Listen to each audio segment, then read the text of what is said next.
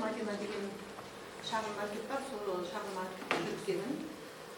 Осы кәсіпкерлікке келген кезім бұл бала кезгі арманнан басталады. Бала кезгі арманда, мысалы, балалар ойнап жүрген кезінде басталады. Мен негізі өзім мектепті бітіргеннен кейін жоғарғы оқу орнына түстім. Жоғарғы оқу орнын бітірдім.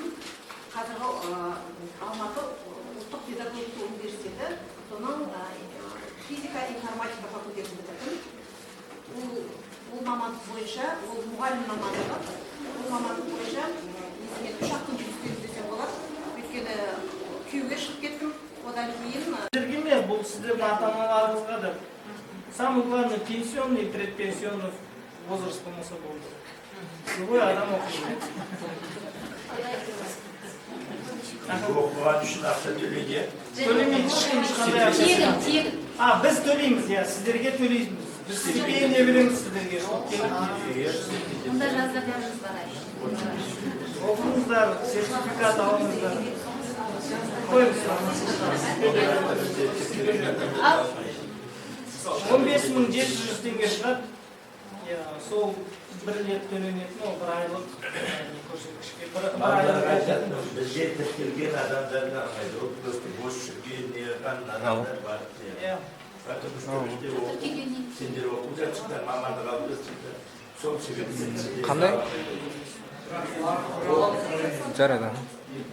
Студенттің оқып қой, жазғыны бар. Жазда емен, жазда ғана барып оқи алады.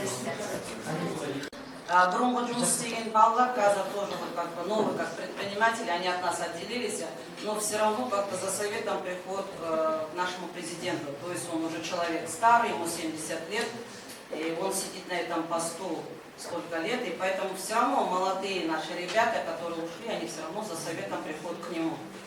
Что-то где-то посоветовать он, конечно, всегда рад.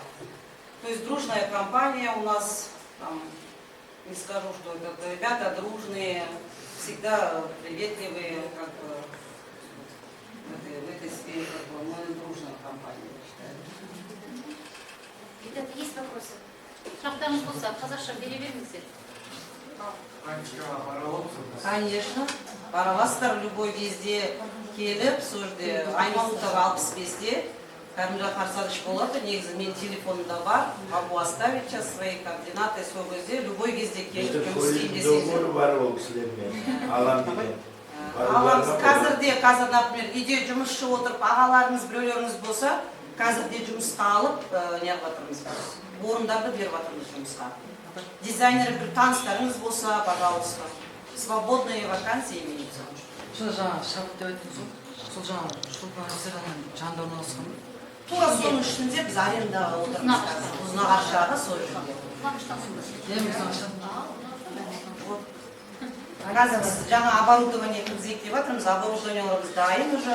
Құдай қаласа осы бір аптаның ішінде сол жаққа оборудованияларды кіргізіп, жұмысшыларды аламыз. Сол жаққа да келіп, көрем десеңдер, пожалуйста.